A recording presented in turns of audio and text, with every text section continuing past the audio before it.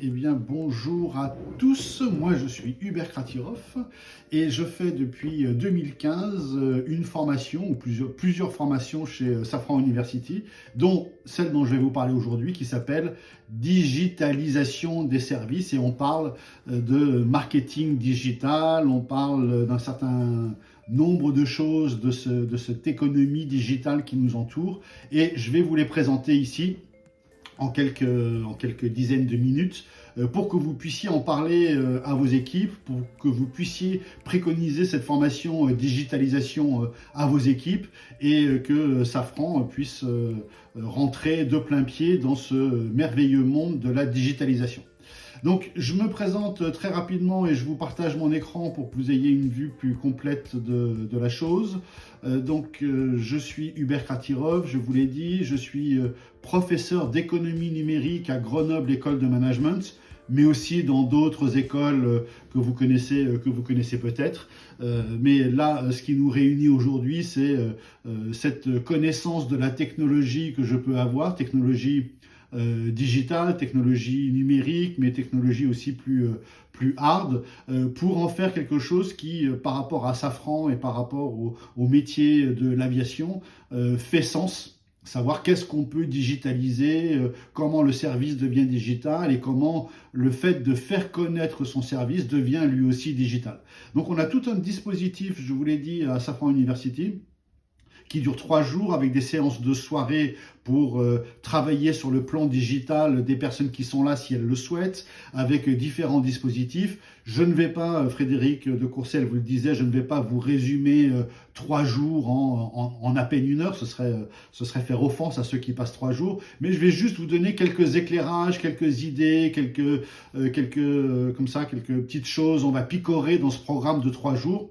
Juste pour que vous voyez et vous donner envie, soit à vous de le faire, mais encore une fois, je dis à vos équipes de venir le faire. Alors, je vais commencer tout de suite, sans plus attendre, et je vais commencer par la conclusion. La conclusion de ces 3 jours de formation, c'est quoi? C'est que ce digital nous envahit complètement et ce digital va nous permettre de faire 2 choses qui sont fondamentales pour développer le business de Safran. C'est de la business intelligence. Donc, savoir ce qui se passe sur les marchés, savoir ce qui se passe chez les concurrents, savoir ce qui se passe auprès de nos clients, savoir ce qui se passe, les signaux faibles, savoir les détecter, avoir un œil partout. Et ça, le digital, qui est la grande vision de ce monde, qu'on peut approuver ou que l'on peut rejeter, mais en tout cas, cette vision digitale. Philippe, je me permets de vous couper votre micro. Voilà, bravo, vous l'avez coupé avant moi. Vous avez été très prompte, merci. Cette grande vision du digital, encore une fois, on peut l'approuver, on peut l'aimer, on peut la haïr ou on peut y être indifférent. Chacun va avoir la réaction qu'il a envie d'avoir. Le but ici n'est pas de dire c'est bien, c'est mal. Le but est de dire c'est ici, on peut s'en servir, vos concurrents s'en servent, vos clients l'attendent. Maintenant, à titre de business, pour Safran, c'est important que vous en serviez parce que ça fait partie de la panoplie d'outils.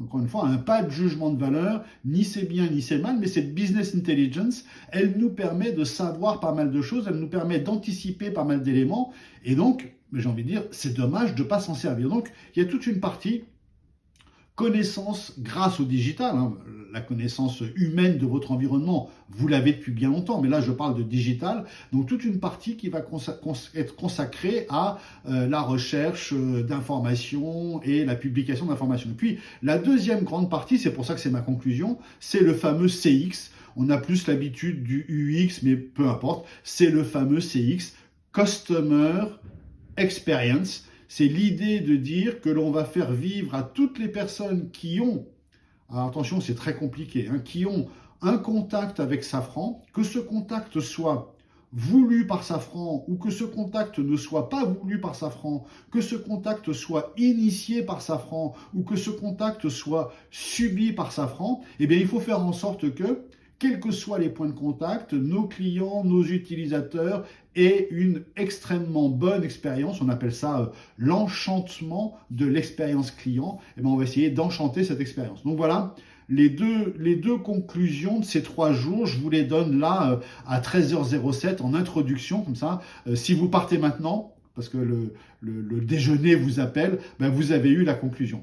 Juste, c'est Grenoble École de Management qui organise avec Safran University ces formations. Juste vous donner un petit aperçu de ce qu'on fait à Grenoble, et la devise de Grenoble École de Management, c'est Act, Think, Impact. Ça veut dire que nos formations sont pas du tout comme je vais le faire aujourd'hui avec vous, parce qu'on n'a qu'une heure, des grands discours descendants où vous avez plein d'informations et puis vous devez un peu noter un cours à l'ancienne, j'ai envie de dire. Les formations Grenoble, c'est ce qu'on fait en 3 jours à Safran University. Ce qu'on fait en 3 jours, c'est de faire agir les personnes qui sont en stage avec nous, c'est de les faire manipuler les concepts, de les brancher sur des use cases pour les faire réfléchir. Et là, on est avec eux pour réfléchir et pour donner les informations nécessaires. Et tout ça dans l'unique but, parce qu'il ne faut pas se voiler la face, hein, toute cette digitalisation, tout cet enchantement de l'expérience client, tout ça n'a qu'un seul but, c'est d'avoir de l'impact sur le business. Et moi, je ne connais pas de meilleur impact que la vente. Donc, on va dire, le but de tout ça, c'est de vendre plus, de vendre mieux, de vendre à un meilleur prix et d'avoir de l'impact, quel que soit l'impact que l'on veut avoir. Alors, je vais commencer tout de suite par vous provoquer sur cette expérience utilisateur en vous montrant un bout d'un logo d'une société que vous devinez à peine à la seconde où je vous ai montré le logo.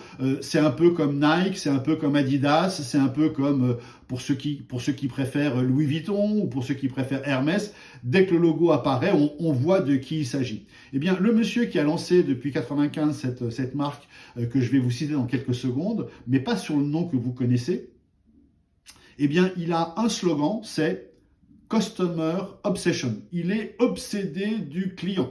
Et du client, et pas simplement du premier client, hein, de son client, du client de son client, du client, et même de ses fournisseurs qu'il considère aussi comme des clients, puisque cette plateforme que je ne nomme pas, elle est biface, c'est-à-dire qu'elle a à la fois des fournisseurs qui sont des clients et des clients qui peuvent aussi devenir des fournisseurs d'informations, pas des fournisseurs de denrées, mais des fournisseurs d'informations. Cette société, vous l'avez reconnue, je ne vais pas l'appeler de son nom, je vais l'appeler de son nom de compagnie aérienne qui est Prime Air. Cette société, elle a plus de 200 avions, quasiment neufs, qu'elle a acheté entre 2019 et 2020. Et en 2020, c'est la compagnie aérienne, pour des raisons que vous connaissez trop bien que je ne vous rappelle pas, c'est la compagnie aérienne qui a le plus volé. Et vous voyez qu'il n'y a pas de hublot sur cette cabine, et vous imaginez ce qui est à l'intérieur de la cabine, c'est tout à fait autre chose que ce qu'on a l'habitude de transporter. Donc, on est dans cette espèce de nouveau monde, et nos amis de chez Amazon, le nom est lâché avec Prime Air, vous l'aviez reconnu, avec le sourire, vous l'aviez reconnu. Le credo de cette compagnie, c'est de dire: on veut que nos utilisateurs soient heureux. On veut, alors je ne sais pas si vous êtes familier de cet indice, qui est un indice extrêmement important, qu'on apprend à travailler dans les formations de 3 jours, qui s'appelle le NPS, pour Net Promoter Score. C'est un score où on vous demande: est-ce que vous allez recommander cette chose à un collègue ou à un ami ou à quelqu'un de votre famille? Puis vous répondez entre 0 et 10 et on calcule ce score, je ne vous dis pas comment, on calcule ce score et on donne un certain indice. Eh bien, Jeff Bezos de Amazon dit je veux atteindre les 95% de NPS en termes de user experience et de satisfaction. C'est vous dire à quel point il place la barre haute et il est prêt à tous les sacrifices pour faire ça. Et entre autres sacrifices, laissez-moi vous donner l'anecdote, mais vous la connaissez déjà, mais elle est éclairante, reliée à cette satisfaction. Et c'est ce qu'a fait Amazon pendant plus de 20 ans, quitte à perdre de l'argent. Et Amazon a toujours dit, Jeff Bezos a toujours dit: je ne distribuerai pas d'argent aux actionnaires, moi mes clients, ce sont mes clients, c'est à eux que je distribue de la valeur. Eh bien, voilà tout ce qu'il a fait pour cette fameuse UX. Alors, il n'y a pas que l'UX dans la vie, il y a aussi le CX, donc customers différents de users. On parlait avec tout à l'heure Romain de cabines. Vous avez un nombre d'utilisateurs de cabines qui est des sièges qui est absolument faramineux. Combien de personnes posent leurs fesses sur les sièges Zodiac Safran? Des millions et des millions. Vous avez beaucoup d'utilisateurs. Vous êtes un peu comme Google Safran Cabine, hein. Vous avez beaucoup d'utilisateurs, beaucoup de gens qui utilisent votre produit et très peu de gens qui les achètent. Donc vous avez beaucoup d'utilisateurs et très peu de clients. Mais il faut savoir satisfaire les utilisateurs pour pouvoir être pertinent auprès des clients. Et puis, je ne voudrais pas manquer le EX, le Employee Experience, qui consiste à dire, avec une symétrie des attentions, on ne peut demander aux employés, alors c'est le mot employee en anglais, on va dire aux collaborateurs, c'est plus correct de dire collaborateur en France, on ne peut demander aux collaborateurs de faire vivre une bonne expérience aux clients que si eux-mêmes vivent une bonne expérience à l'intérieur de Safran. Alors ça, c'est vrai de tout temps, mais c'est encore plus vrai, et on en parle un petit peu dans cette formation, c'est encore plus vrai avec la fameuse génération Z, les digital natives qui arrivent et qui sont prêts à quitter la plus belle entreprise du monde, Safran, pour une autre beaucoup plus petite, beaucoup moins bien payée, mais dans laquelle l'expérience serait meilleure, les outils de travail seraient meilleurs et différentes choses seraient meilleures. Donc, c'est aussi l'expérience collaborateur est aussi quelque chose d'extrêmement important pour conserver les talents chez vous et pour faire en sorte qu'ils y restent. C'est pas le point majeur de cette formation, mais on en parle aussi, donc je vous l'évoque ici très rapidement. Donc voilà, là on a tourné autour de ces concepts qui sont vraiment le cœur de la formation, l'expérience utilisateur, comment est-ce qu'on la mesure, comment est-ce qu'on l'améliore, comment est-ce qu'on fait connaître nos offres auprès des différents clients, des différents utilisateurs. Ça, c'est quelque chose qui est extrêmement important et c'est vraiment le cœur de la formation. Pour vous partager d'autres choses que nous développons pendant ces 3 jours, je vais vous parler rapidement ici de inbound marketing. Peut-être que ce mot est complètement étranger à vos oreilles. Je vais vous en dire quelques mots. On va parler aussi de content. Alors, il ne faut pas le prononcer à la française, hein, c'est stratégie de contenu. Alors, je sais que cette formation, elle est très irritante. Je le dis tout de suite, mais on donne tous les outils aux personnes qui sont avec nous pour qu'ils puissent maîtriser ce vocabulaire anglais et ce vocabulaire spécifique au digital. C'est vrai qu'on pourrait parler, je pourrais dire contenu à la place de content. Ce serait d'ailleurs plus correct pour un académicien et pour le français, mais le marché entier parle de brand content, de content stratégie. Et donc, si on veut être en phase avec le marché, si on veut, vous, pour vos moteurs d'avion, vous avez tout un vocabulaire extrêmement complexe. On ne peut pas non plus vulgariser tout le vocabulaire pour faire plaisir à l'Académie française. Les termes anglais, il faut les garder en anglais parce que c'est comme ça qu'ils sont utilisés la majeure partie du temps. Donc là, je vous parle de content, je vous parle de brand content, en sachant très bien, et je m'en moque un petit peu, hein, je me moque de moi-même en disant il y a du bullshit sémantique, en disant on devrait dire contenu de marque. Mais voilà, ce marché marketing préfère parler de brand content, donc je vous donne le brand content. On parle aussi d'agilité, et on va en parler un peu ensemble tout à l'heure. On parle aussi de licorne. Je pense que vous savez ce qu'est une licorne, mais on en reparlera un tout petit peu tout à l'heure. Bien sûr, le sujet UX ne saurait être épargné. Et bien sûr, le super sujet de la plateforme que l'on va évoquer aussi ensemble un petit peu. Tout ça arrangé par rapport à la data. Il y a un petit module de Data for All. Ma tête cache le dernier L, mais vous imaginez. Le Data for All, c'est comment je vais utiliser la data, où est-ce que je vais aller la chercher, comment on la stocke et comment on fait un certain nombre de choses avec tout ça. Donc là, vous avez le programme. Et maintenant, je vais vous montrer quelques slides intéressantes. Pardon, quelques slides que je juge intéressantes et que je vais essayer de vous faire passer comme étant intéressantes à titre d'exemple de ce qu'on fait pendant les 3 jours. Donc bien sûr, vous le savez, vous le lisez tous les jours, vous le vivez tous les jours. Nous sommes dans une nouvelle économie une économie de la plateforme, une économie de l'attention, une économie qui est du partage, une économie qui est bien sûr beaucoup plus bleue ou beaucoup plus verte, appelons-la comme vous voulez, une économie qui est beaucoup plus dans la collaboration, etc. Donc cette nouvelle économie, elle donne naissance à de nouveaux acteurs. Et ces nouveaux acteurs sont extrêmement irritants pour les acteurs historiques, les acteurs qui sont là depuis 50, 100 ans. Et c'est le cas de notre ami Elon Musk avec Tesla. Je vous parlerai de SpaceX un petit peu plus tard. SpaceX, pour la petite histoire, ils viennent de faire sur cette semaine, en une semaine, 3 lancements. Et Elon Musk dit que sur 2022, il y aura 52 lancements de la Falcon 9, pas encore de la Heavy, mais 52 lancements. Donc c'est un lancement par semaine. Ils en sont aujourd'hui au 108e ou 109e récupération du premier étage et au 150e lancement. Avec les 52 de 2022, ils vont être à plus de 200 lancements. On a de loin dépassé, et c'est très irritant pour Ariane Espace, on a de loin dépassé ce que fait Ariane Espace depuis une cinquantaine d'années. Je dis 50, j'ai pas le chiffre exact en tête. Et pareil avec Tesla.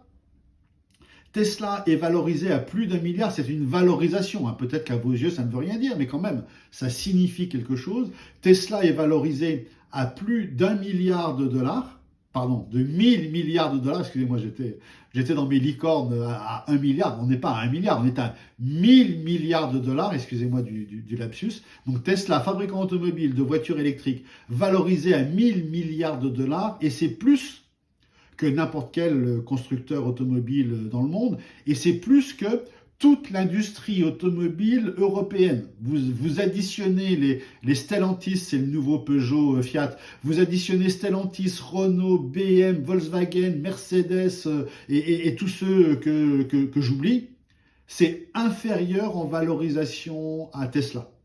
Et la question que je vais vous poser, mais c'est une question rhétorique, je vais y répondre tout de suite. Pourquoi ? C'est pas pour la qualité des voitures, c'est pas pour le brevet de la batterie, il est en open source. C'est pas pour le chiffre d'affaires. Le chiffre d'affaires de Tesla est ridicule, ils vendent moins d'1 million de véhicules. Ils prévoient de faire 1,5 million sur 2022. Renault, à titre de comparaison, fait 8 millions de véhicules, Volkswagen en fait pas loin de 20. Donc on est très très loin des chiffres et du chiffre d'affaires des constructeurs automobiles classiques. Pourquoi ? Je vais y répondre. Tesla est valorisé plus que toute l'industrie automobile européenne, tout simplement parce que Tesla est en train de jouer ce que Google a fait avec Android, c'est-à-dire fournir un operating system, un OS, pour une voiture qui soit gratuit et que tout le monde puisse utiliser, en échange de quoi Tesla aura la data de son operating system. Tesla est en train de mettre au point un operating system qui gère les batteries, la puissance, l'autoguidage, qui gère bien sûr le GPS, mais ça va sans dire, et surtout la conduite autonome. Et tout ce logiciel-là, c'est un peu l'operating system d'une voiture. Il est en disposition libre, chacun peut s'en servir et chacun peut le mettre sur sa voiture. C'est exactement ce que Google a fait quand il a fait Android. Il a fabriqué Android en disant voilà l'operating system d'un smartphone et je le mets en libre accès à qui veut l'utiliser. Du coup, le premier smartphone du monde aujourd'hui, ce n'est pas tant les smartphones que Google vend, parce que Google vend du hardware aussi. Il s'appelle les Pixel, on en est au Pixel 6. Google vend très très peu de téléphones, mais Google a une part de marché énorme sur l'operating system qui est utilisé par tout le monde sauf Apple qui a le sien iOS et Huawei qui n'a plus le droit d'utiliser l'operating system américain et qui utilise le sien et qui a bien du mal. Autre exemple dans ce même domaine, vous voyez la démarche elle est là, la démarche elle est je fais quelque chose pour ma voiture et je l'open source pour le monde entier. Et donc, je deviens une plateforme que tout le monde utilise. Et j'ai plus de valeur par le logiciel que par le nombre de voitures que je vends. Google a plus de valeur par Android que par le nombre de smartphones qu'il vend. Il en vend un petit peu, mais il en vend très très peu par rapport à Samsung qui en vend peut-être je vais lancer un chiffre pas au hasard, mais qui est pas juste. Samsung vend 1000 fois plus de smartphones que Google, et pourtant Google est mieux valorisé que Samsung parce que c'est lui qui fournit l'OS. Même réflexion pour Amazon. Amazon a développé un système de magasins autonomes où on sort sans payer, entre guillemets, hein. On ne s'arrête pas à la caisse. Donc il y a de l'intelligence artificielle, il y a des caméras, il y a des shelves, des tablettes, des étagères qui ont en elles-mêmes je n'arrive pas à le dire en français, une bascule qui pèse combien il y a de poids sur l'étagère, et dès qu'on enlève un produit, la caméra vous reconnaît, la caméra, la bascule voit combien vous avez enlevé, déduit que c'est ce produit-là, et le crédite tout de suite sur votre compte Amazon, et vous pouvez partir sans payer. Amazon a développé ça, plusieurs milliards de développements, et l'open source le donne à tout le monde. Donc Carrefour, qui va utiliser un système, va utiliser le système d'Amazon pour ses magasins. Et Amazon va être encore plus valorisé parce qu'il va fournir l'operating system des magasins. Donc, on a déjà parlé de Prime Air. Je voudrais vous parler un petit peu d'aviation, modestement, hein, très modestement, en vous disant, est-ce que vous connaissez le principal concurrent des plus grandes compagnies aériennes mondiales? Ils ont des concurrents. Ils se concurrencent entre eux. Alors si on gratte un petit peu, on dit peut-être que le train peut être concurrent de l'avion, c'est vrai, peut-être que la voiture, oui, la voiture peut être concurrent de l'avion. Eh ben non, le plus gros concurrent de l'aviation, c'est Zoom. Zoom est valorisé 151 milliards de dollars, et 151 milliards de dollars, c'est la valorisation des 15 plus grosses airlines. La plus grosse étant Southwest, après Ryanair, Delta, China, etc., United. Et vous avez juste derrière mon épaule, là, sur ma gauche, Air France, valorisé à 1,7 milliard. C'est pas grand-chose. En comparaison de Zoom, qui est valorisé 151 milliards. Et l'histoire de Zoom est intéressante, puisqu'elle vous concerne en quelque sorte. Le fondateur de Zoom s'appelle Eric Yuan, facile de souvenir de Yuan, c'est la monnaie chinoise. Eric Yuan était développeur en chef chez Webex de Cisco, et il a dit au patron de Cisco, ce serait bien de développer un système de visioconférence qui soit moins lourd, moins pénible, moins sécurisé, plus agréable que Webex. Et chez Cisco, on leur a dit, non, non, non, non, nous, Cisco, on fait Webex et rien d'autre. Et ben, du coup, Eric Yuan est parti de chez Cisco, de chez Webex, il a monté Zoom, et aujourd'hui, Zoom vaut bien plus que nos amis de chez Webex.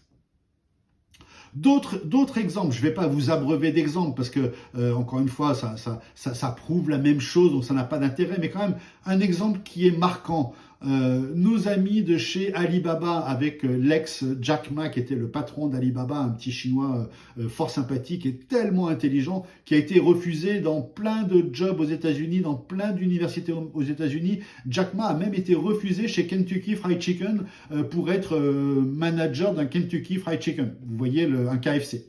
Vous voyez à quel point on peut avoir des déboires d'un côté et être successful, pardon pour le terme anglais, de l'autre.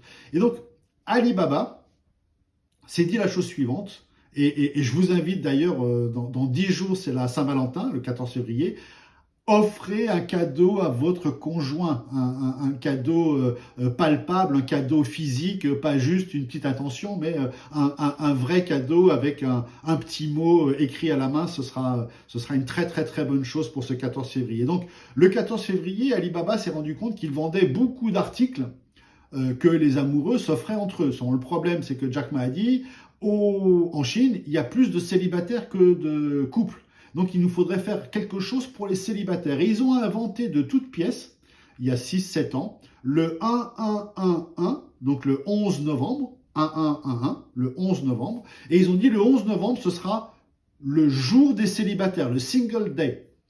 Et en un jour, le 11 novembre, ils sont capables de faire en 2020, et je vais vous montrer 2021 avec une petite différence, en 2020, ils ont fait 74 milliards de dollars en un jour. Le 11 novembre 2020, ils ont fait 74 milliards de dollars en un jour. C'est peut-être 10 fois le chiffre d'affaires annuel de Safran, ou pas tout à fait, mais regardez cette puissance.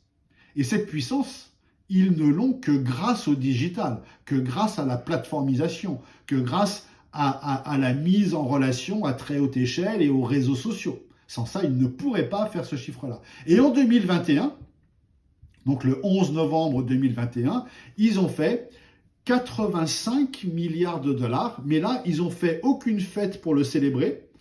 Il a fallu que je cherche très profondément dans les médias chinois pour retirer cette photo. Ils n'ont pas fait une grande fête pour dire on fête nos 85 milliards, parce qu'un des problèmes des Chinois, c'est le gouvernement, et le gouvernement n'aime pas trop cette espèce de festival qui dit on fait 85 milliards en un jour. Le gouvernement n'aime pas trop, donc maintenant ils mettent un peu la pédale douce en disant on divulgue moins le chiffre d'affaires qu'on fait en un jour. Mais néanmoins, ils ont progressé. Alors pour être franc avec vous, je pensais qu'ils passeraient de 74 milliards à 100. Ben là, ils m'ont un peu déçu. Ils sont passés que de 74 milliards à 85 milliards de dollars, ce qui doit être 6 fois le chiffre d'affaires de Safran. Je ne vous fais pas l'affront de vous demander si vous savez ce que c'est. Bien sûr, vous savez ce que c'est, mais je voudrais juste vous dire que ça, c'est, si vous me permettez la comparaison, le premier étage de la fusée. Le deuxième étage de la fusée, il est là. C'est que derrière les GAFA, il y a les NATU. Et derrière les NATU, il y a les BATX. Alors je vous les décrypte très rapidement. Les GAFA, pour la petite histoire, les GAFA s'appellent toujours GAFA, mais en fait, Google a changé de nom, il s'appelle Alphabet, et Facebook a changé de nom, il s'appelle Meta. Il y a beaucoup de... Donc le nouveau nom de GAFA, ça devrait être MAAA, les MA ou les AM. La petite histoire pour Facebook qui est devenu Meta, au passage, ils ont perdu 200 milliards de dollars de valorisation. Ils ont perdu 26% en bourse avant-hier et ils ont du mal à se remettre du côté métaverse. Mais c'est un autre débat, on ne va pas l'avoir aujourd'hui. Juste pour vous dire que donc les GAFA, et j'ai une petite question pour vous, encore une fois, une question rhétorique. Si on était ensemble pour 3 jours, je vous laisserai un peu de temps pour réfléchir à la question et surtout pour vous faire adapter votre réponse à Safran. Parce que le but, c'est pas de savoir ce qui se passe chez Netflix, chez Baidu. Baidu, c'est le Google chinois, ou chez Alibaba. Ce qui nous intéresse, nous, c'est comment vous le traduisez dans votre business chez Safran. C'est ça qui est intéressant. Donc, les GAFA, il y a une bonne quinzaine d'années, sont venus disrupter l'économie mondiale. Alors moi, j'aime bien ajouter au GAFA Microsoft, qui fait partie des GAFA, mais aussi Salesforce, que vous connaissez peut-être, pas loin de 10 milliards d'euros de chiffre d'affaires, et puis Huawei, qui est une très bien entreprise. On pourrait mettre aussi Twitter, mais bon, gardons les GAFA. Mais attention, les GAFA se sont fait ubériser par les NATU qui sont arrivés derrière, par les Netflix, Airbnb, Tesla et Uber. Moi, je rajoute Booking, Expedia, parce que j'aime bien rajouter ces entreprises-là, mais peu importe, on ne va pas rentrer dans le détail. Donc, les NATU sont venus ubériser les GAFA, avec des points forts, avec des forces que n'avaient pas les GAFA. Airbnb, c'est le plus gros hôtel du monde, ils possèdent pas un bâtiment. Uber, c'est le plus gros covoiturage du monde ou taxi du monde, ils possèdent pas une voiture. Donc ces gens-là sont arrivés avec 0 actif à avoir une activité comme celui qui avait beaucoup d'actifs. Ça pose beaucoup de questions aux gens de chez Accor et Sébastien Bazin qui se demandent comment on va pouvoir combattre quelqu'un qui ne paye pas ses chambres d'hôtel et qui ne paye pas tout ça. Peu importe. Les NATU sont venus ubériser les GAFA et puis juste après, les BATX, donc Baidu c'est le Google chinois, Alibaba, je viens de vous en parler, c'est le Amazon chinois, Xiaomi c'est le Apple chinois et Tencent, très intéressant Tencent, retenez ce nom, 10 centimes, Tencent, je vous en reparlerai tout à l'heure, c'est ceux qui possèdent la plus grosse app du monde, la plus grosse application du monde qui s'appelle WeChat, qui est principalement connue en Asie parce qu'ils ont suffisamment à prospérer en Asie pour ne pas venir nous embêter aux États-Unis et en Europe. Mais quand ils vont venir nous embêter, ça va un peu chambouler la donne. Donc Tencent est propriétaire de l'application qui s'appelle WeChat. Et rien qu'en étant propriétaire de WeChat et de quelques jeux vidéo aussi, bien sûr, c'est devenu la 9e entreprise du monde. Vous vous rendez compte que cette entreprise qui n'existait pas il y a quelques années a l'application la plus utilisée au monde, la plus rentable du monde et devient la 9e entreprise du monde rien que parce qu'ils ont une app. On est vraiment dans une économie assez étonnante. Et puis je rajoute au BATX ByteDance. ByteDance, c'est ceux qui ont TikTok. Alors attention, mes amis de chez Safran, attention. TikTok, c'est aussi un réseau professionnel. Il n'y a pas que LinkedIn. TikTok, il y a des choses sur TikTok que je vais vous montrer tout à l'heure. Vous n'allez pas en croire vos yeux. Abonnez-vous tous à TikTok. Il n'y a pas que des danses et des chansons et des repas et des gags. Il y a des choses très, très business sur TikTok. Et puis, je rajoute DJI. Je pense que vous connaissez DJI. DJI, c'est le plus gros fabricant de drones au monde. Et puis le H ici, c'est Hikvision. Hikvision, c'est ceux qui font les meilleures caméras au monde, connectées à des drones et connectées à tout ça. Donc, voilà ma question. Les GAFA ont disrupté l'économie mondiale. Les NATU sont venus ubériser les GAFA. Les BATX sont venus tycooniser les NATU. Et moi, ma question, c'est qu'est-ce qui se passe ensuite ? Qui est-ce qui va venir disrupter les BATX plus ByteDance, DJI et Hikvision? Grande question, on peut réfléchir à ça, il y a beaucoup de réponses à ça, mais ce qui est certain, c'est que ça va être disrupté par de la technologie. Alors vous avez tout en haut l'aérotech, mais il n'y a pas que l'aérotech, il y a aussi d'autres technologies, le PropTech pour les bâtiments, le LegalTech, le FoodTech, le GovTech, etc. Mais ça va être fait à base de technologie. Ça peut être fait par nos startups françaises. Voilà les startups françaises. Vous savez qu'on a 25, 26, 27 licornes, ça dépend comment on compte. Une licorne, c'est une société qui est une startup qui est valorisée à plus d'1 milliard de dollars. Tout à l'heure, j'ai fait l'erreur avec Tesla. Donc valorisée à plus d'1 milliard de dollars. Et ben, vous voyez, il y a un certain nombre de startups ici. Il y en a une vingtaine sur le schéma. Il y en a 5, 6 de plus. Et la seule, elles sont toutes dans le marketing, le e-commerce, le divertissement, la mobilité, etc.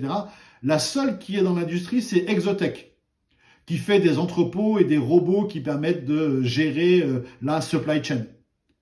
Donc ça veut dire qu'il y a de la place ici pour des startups technologiques de l'industrie 4.0 qui pourraient être éventuellement des concurrents de Safran sur une petite niche, ou des partenaires de Safran sur une petite niche. Et toutes ces entreprises-là utilisent, et là on a un long déroulé sur cette notion, les NBIC.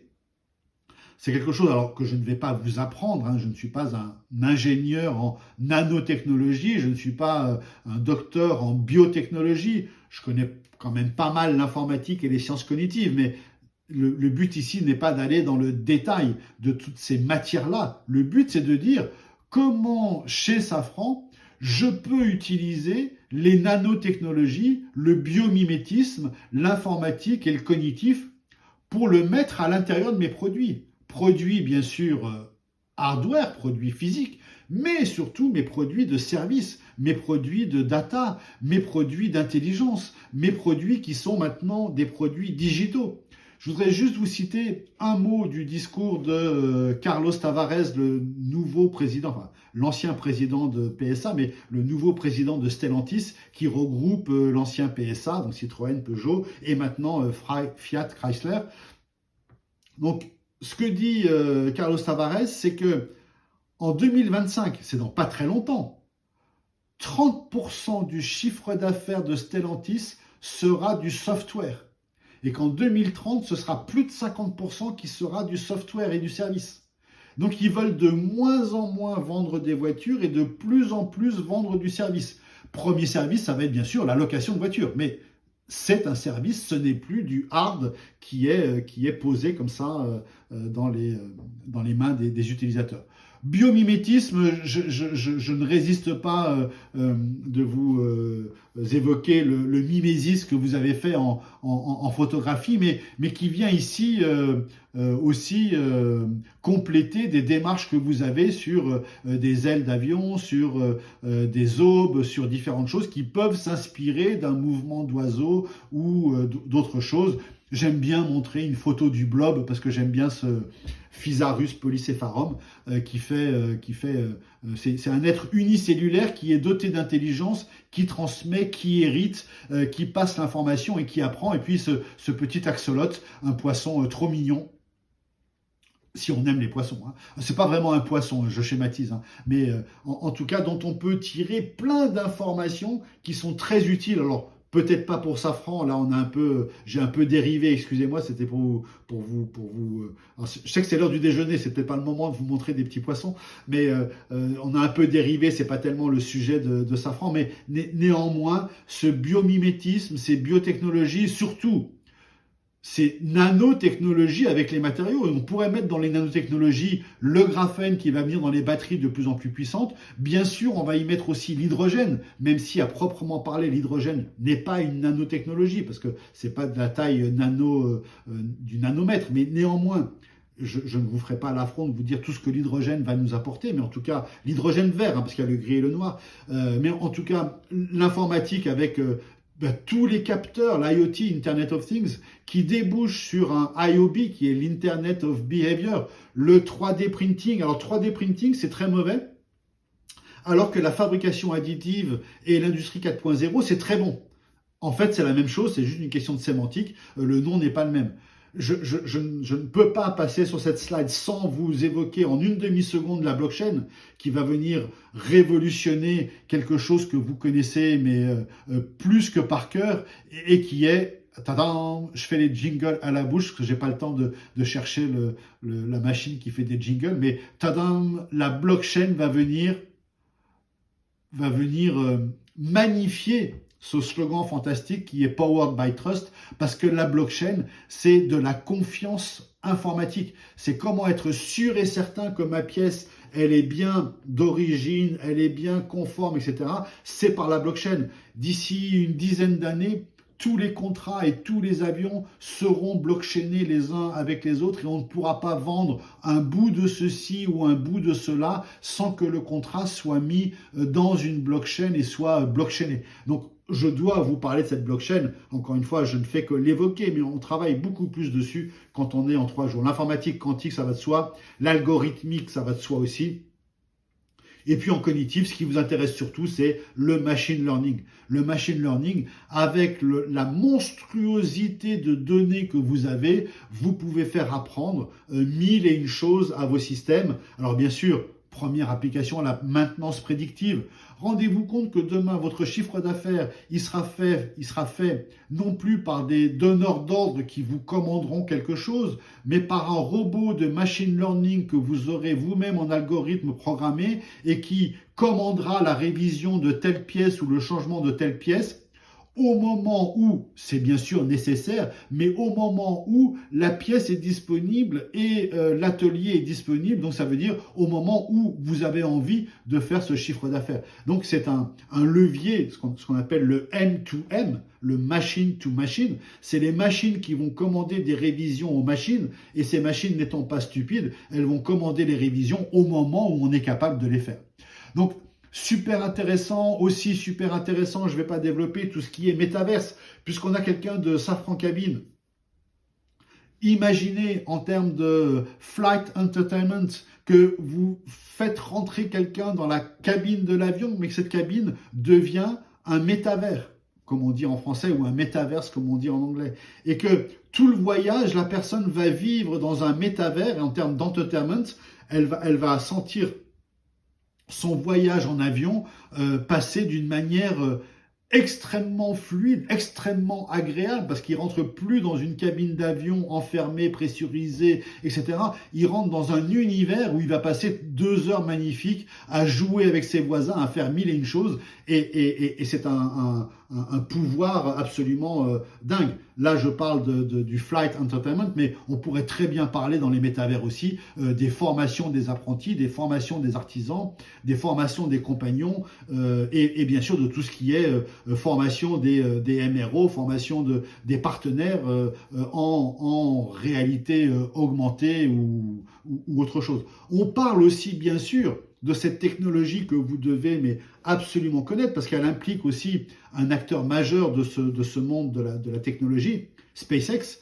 LoRaWAN, qui est l'operating system, la manière que les connecteurs ont de se connecter entre eux. Donc c'est l'operating system qui permet à un capteur de dire nous sommes là et nous sommes là et nous avons telle donnée à déverser. Eh bien LoRaWAN, grande nouvelle, est supporté maintenant par la constellation de Elon Musk, de satellites. Donc les 2000 satellites d'Elon Musk qui sont en orbite basse à 500 km supportent le LoRaWAN, et donc ça veut dire que tous vos capteurs qui sont dans le ciel sont capables d'émettre via la constellation de Elon Musk, sont capables d'émettre et de renvoyer sur Terre des données en temps réel. Et je ne résiste pas au plaisir de vous montrer cette petite slide qui parfois a le don d'énerver, et je le comprends tout à fait. Hein. Oh zut, je me suis perdu, je vous prie de m'excuser un quart de seconde. Je veux vous montrer le Flight 24, Flight Radar 24. Voilà, elle était là, elle était... et bien sûr, ce Flight Radar 24, qui a été fait par deux étudiants suédois et qui est maintenant racheté par un concurrent de Safran qui s'appelle Collins. Ce Flight Radar 24 aurait pu être l'apanage de Safran, aurait pu être lancé par Safran. Vous avez les capteurs, vous savez lire les capteurs, vous savez lire les prompteurs, vous auriez pu lancer ça. Et aujourd'hui, grâce à LoRaWAN et ce système de connexion des objets connectés, des capteurs entre eux, qui passent par la constellation de satellites d'Elon Musk, qui s'appelle Starlink. Je veux quand même vous citer le nom, hein, Starlink, qui est la plus grosse constellation existante à ce jour. Encore une fois, on peut se poser la question éthique et politique de dire, est-ce que c'est bien que Elon Musk possède 2000 satellites dans le ciel, et du coup, demain, il y en a 47 qui ont été lancés hier, et je pense que vous l'avez tous vu, hein, ce premier étage de fusée qui maintenant, sur le vol d'avant-hier, où ils ont lancé un satellite italien, un satellite militaire italien, le premier étage de la fusée est revenu se poser à l'endroit même où il avait décollé. Donc et on peut imaginer que si elle se repose ici, on refait le plein, on lui remet un étage numéro 2, elle serait peut-être capable de se renvoler immédiatement. Donc c'est vraiment, ils ont transformé la fusée comme un avion. Elle est revenue se poser, généralement elle se pose en mer sur une barge qui s'appelle généralement I Still Love You. Donc il y a une poésie aussi chez SpaceX, hein, à nommer les choses de manière sympathique. Sur tous leurs moteurs, les Merlin Engine, dans chaque Stage 1, il y a 9 Merlin Engine. Tous les Merlin Engine, donc les moteurs à réaction de la fusée de SpaceX, portent le nom d'un Pikachu, d'un Pokémon. Donc chaque moteur a son nom, et son nom c'est une figure de Pokémon avec un QR code dessus qui fait jouer le Pokémon. Donc il y a un petit sens de l'humour chez SpaceX qui est pas désagréable. Donc Starlink, la constellation de SpaceX, est compatible LoRaWAN, et très certainement que Safran devra passer un contrat avec Starlink pour faire connecter son LoRaWAN avec Starlink, pour les renvoyer au sol, pour les analyser, et très certainement aussi que Safran Cabine devra passer des contrats avec, si ce n'est pas déjà fait, hein, je ne suis pas bien sûr dans le secret, avec Starlink pour offrir le Wi-Fi haut débit à bord. Et il y a un nouveau contrat Starlink, un Starlink Premium, qui donne un accès gros et puissant comme 3 fois la fibre sur un simple accès satellitaire. Donc les avions sont éligibles avec les Starlink, et donc on pourra avoir dans les avions du Wi-Fi à la vitesse de la fibre. Alors peut-être pas pour toute la classe éco, mais pour certaines personnes qui auraient envie de payer. Mais je pense que ça, c'est un service qui peut être très intéressant. Excusez-moi, je vous abreuve d'informations, peut-être que je vous saoule. Mais c'est parce que j'ai tellement de choses à vous dire, et je voudrais revenir là-dessus. On est passé un peu vite sur Zoom, et le principal concurrent des compagnies aériennes. Mais moi, la question qu'on pose quand on est en formation, c'est: que font les compagnies aériennes pour dégommer Zoom? Eh bien, une chose que pourrait faire Air France, c'est de dire: mais moi, je vais offrir à tous mes voyageurs, dans l'aéroport et à bord, la capacité de faire des vidéoconférences, non pas sur Zoom, mais sur Air France Vidéo, qui est le système d'Air France et qui permet, moyennant 10, 15, 20, peu importe, 100 €, on n'est pas à ça près quand on doit faire des conférences, eh bien vous allez pouvoir faire votre conférence après le passage en douane et pendant tout le temps que vous attendez, il y aura des espaces. On s'en fout des salons premières, on veut un espace pour continuer sa réunion. Et à bord, vous pourrez faire votre réunion. Il faudra juste avoir le logiciel Air France Vidéo. Ça c'est vraiment des choses auxquelles on doit réfléchir. Je reviens sur mon LoRaWAN, beaucoup plus terre à terre, hein, excusez-moi, je m'emporte un petit peu, mais c'est pour vous montrer la richesse de ce monde digital et tout ce qu'on peut faire avec ça. Et ce sont tous les sujets qu'on aborde dans ces 3 jours de formation. Une grande question pour vous faire souffler 2 secondes de ce flot dont je vous abreuve et désolé si c'est un petit peu trop touffu, un petit peu trop dense, mais je suis bien un plan et vous pouvez télécharger ces slides. Je me permets de faire une micro-pause pendant que vous réfléchissez à la question. Si les produits deviennent des services, on ne vend plus des moteurs, on vend des heures de vol. Donc, on a transformé le produit en un service. La question que je vous pose, et vous avez quelques secondes pour y répondre, pendant que je mets dans le chat l'endroit où... Non, mais c'est bien fait pour moi, je ne l'ai pas copié. Voilà. Alors, je vous demande encore un quart de seconde supplémentaire. Ah, parfois la technologie vous ruine. Donc voilà, vous avez les slides, je viens de vous les copier-coller dans le chat. Vous pouvez télécharger ces slides. J'en ai sauté quelques-unes, mais c'est pas grave, vous retrouvez l'idée de ce que je vous raconte là. Donc il suffit de cliquer sur le lien pour télécharger ces slides. Donc si les produits deviennent des services, la question c'est que deviennent les services? Les services ne peuvent pas rester des services parce qu'ils vont devenir l'équivalent des produits qui ont été servicisés. Donc les services deviennent point d'interrogation. C'est ce qu'on voit dans la formation de 3 jours qu'on fait ensemble. Les services deviennent 2 choses, des expériences et des plateformes. Et donc, on a une suite comme ça, la servicisation qui a été disruptée, qui a été ubérisée, qui a été tycoonisée, devient maintenant une plateforme. Et je voudrais vous dire 2 mots des plateformes. Parce que la plateformisation de l'économie, c'est quelque chose d'extrêmement important. Et Safran, qui est from nose to tail, pour reprendre l'expression bien connue, a des dizaines de sujets sur lesquels Safran pourrait devenir et fabriquer une plateforme. Alors, je vous explique en quelques instants cette idée de plateforme. L'idée de plateforme, elle vient de là. Elle vient des cargos, elle vient des entrepôts. J'ai 10 000 mètres carrés d'entrepôts.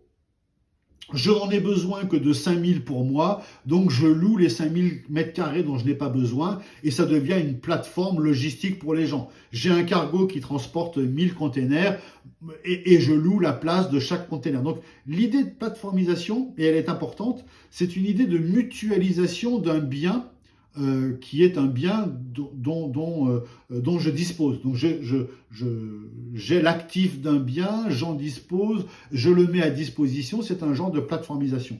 Et je voudrais vous évoquer l'exemple que j'ai commencé à évoquer tout à l'heure, l'exemple de WeChat.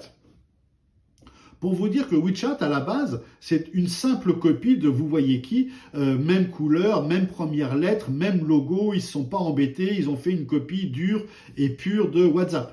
Mais ils ne se sont pas arrêtés là. Ils ont dit, on va mettre dans WeChat toutes les choses que WhatsApp n'a pas, c'est-à-dire un service bancaire, partage de photos, partage de ceci, du téléphone, des papiers d'identité, des impôts et plein de choses. Et en plus, et c'est ce qui fait que WeChat aujourd'hui est la plus grosse application du monde, celle sur laquelle les gens passent le plus de temps et la plus rentable. Et je vous l'ai dit, ça fait du propriétaire de WeChat qui s'appelle Tencent, la 9e entreprise du monde.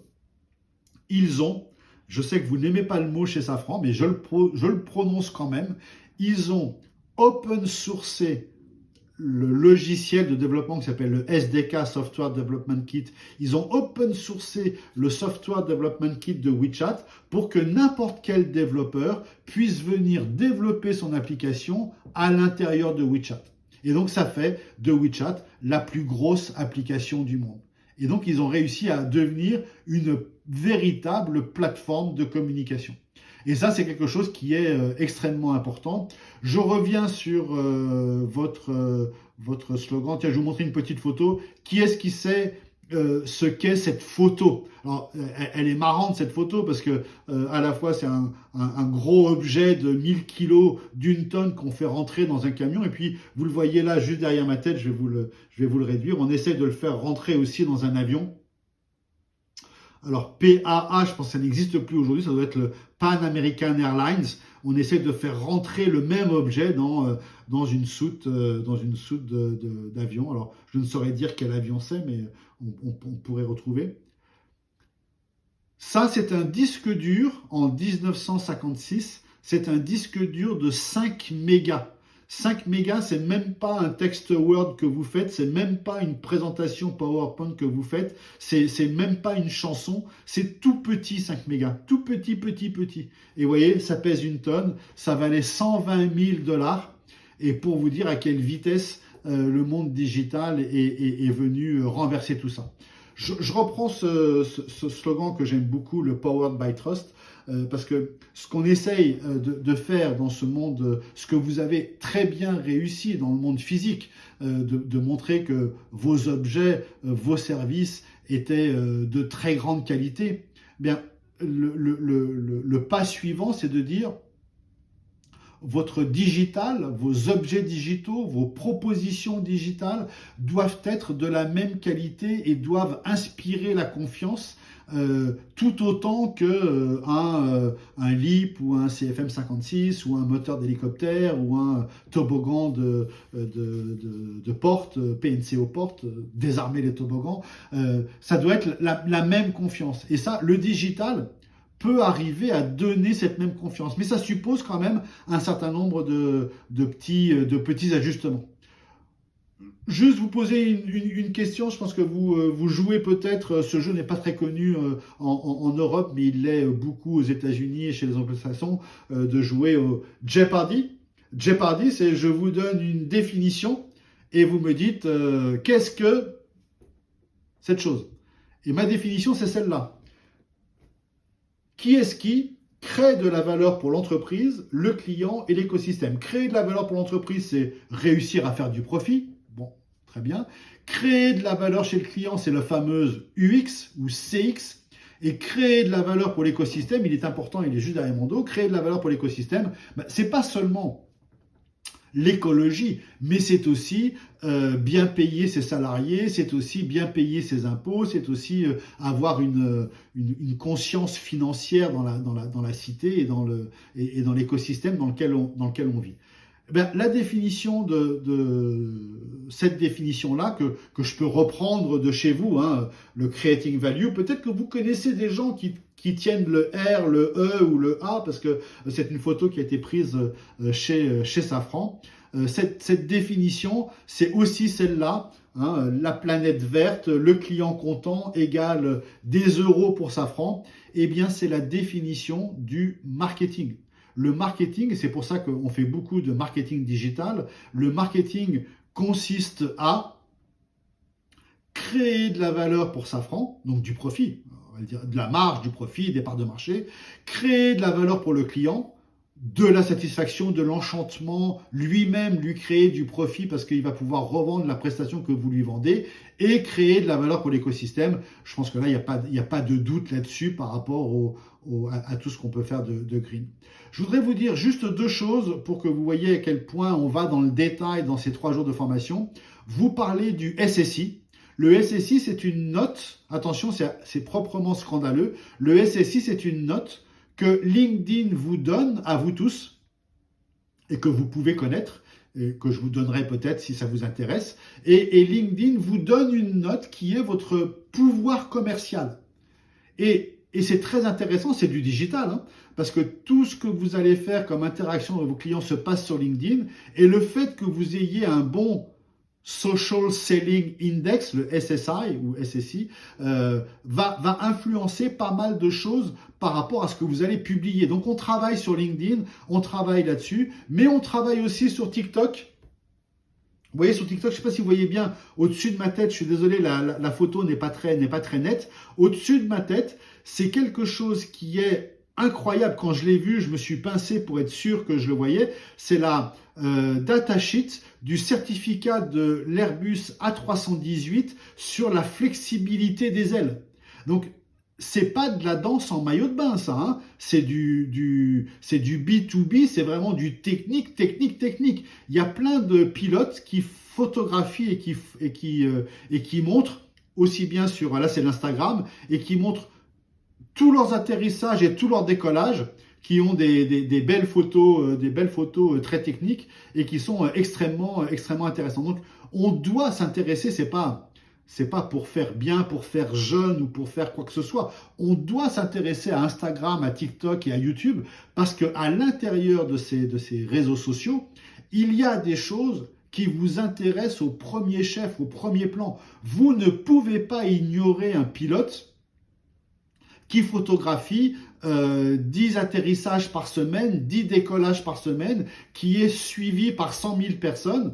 Pour vous, ce pilote est un influenceur, ce pilote est une star. Il faut absolument l'attraper pour lui dire on va te montrer en priorité tel ou tel truc de pro sur tel ou tel frein. Vous avez suffisamment entre nacelles, le système de frein et tout, le système électrique, et bien sûr les moteurs. Vous avez assez à montrer à vos clients pour pouvoir le faire comme ça.